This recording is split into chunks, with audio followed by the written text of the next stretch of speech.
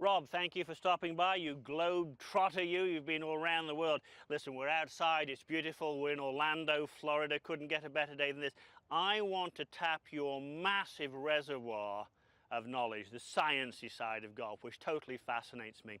And one of the terms that's just thrown around with not much understanding in this game is release. People can hit the ball right, they can hit it left, they can hit it fat, they can hit it thin, and they self-diagnose, I didn't release it! What does that mean from a, from a researcher like you, from an expert? What is release and what do people do and get it so horribly wrong?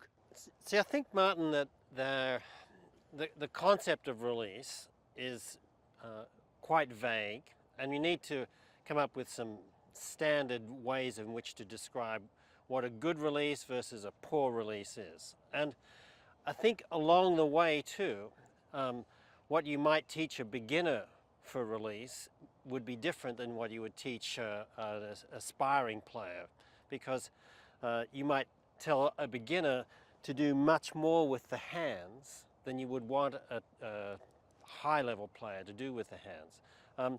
But basically what's happening, if you generate some lag here, so you get a position in like this, you have to lose the angle here.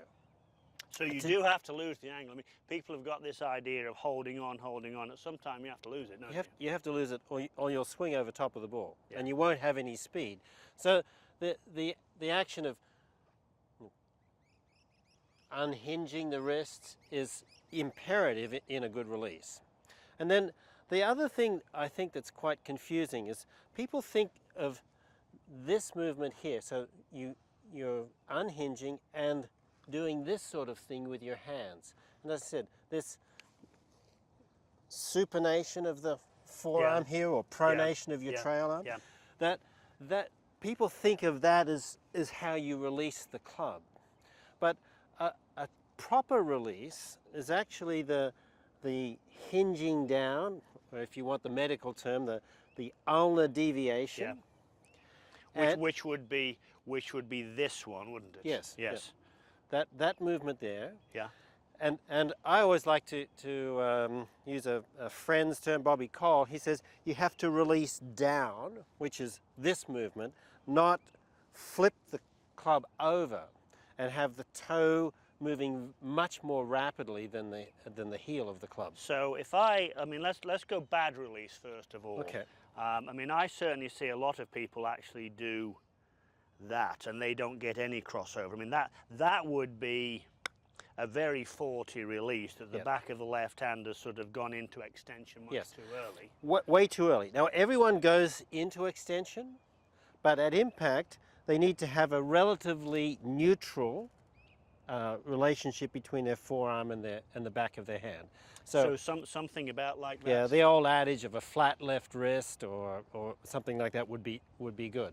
Where afterwards, then this is going to happen, where you start to get some extension at the lead wrist. Yes, and let's be clear, extension in your world means that. It doesn't mean extending the arm outwards. It's sort of some people would call it an upward cupping or a backward cupping of the wrist.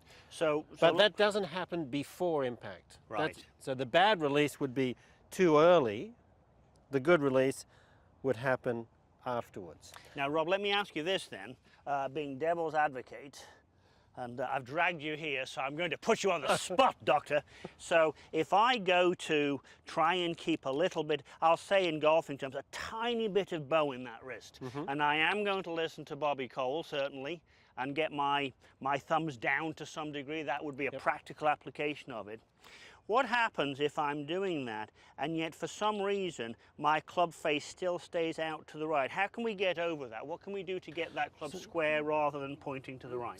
So then we've got a few mechanisms to do that. Okay. We can actually rotate through the chest. Which is what probably the best players do. Yeah. Yeah. Because any rotation through here, Martin, ends up turning the club face square. Right. Now, if you don't do it here, then you have to pick it up from somewhere else. Right. So you could do this. Not great, not a great solution for probably harder to time, isn't it? Yes, for consistency it's not that good. The other thing is that you can force the wrist into flexion, and that will also tend to square the face up. Yeah, that would be the old sort of get Yeah. the knuckles down. So we've got choices there. Now let me just hit some small ones with each of those three best as I can. So we're assuming here we've got up to the top, we've got down fairly well. And now we're going to say, look, Bobby Cole and Dr. Rob Neal say, one, I've got to uncock my wrist, but I've got to square that face up, and I could do it in the following manner. A, I could turn my upper body, which would help square it up. That's perfect. more of an advanced player's thought. That would be left upper arm on the chest. Much more of an advanced player's thought. And that's when you hear people say, I've taken the hands out of it and I've hit it with the big muscles. That would be one way. Possibly for senior golfers, that might be a little tricky. Yes.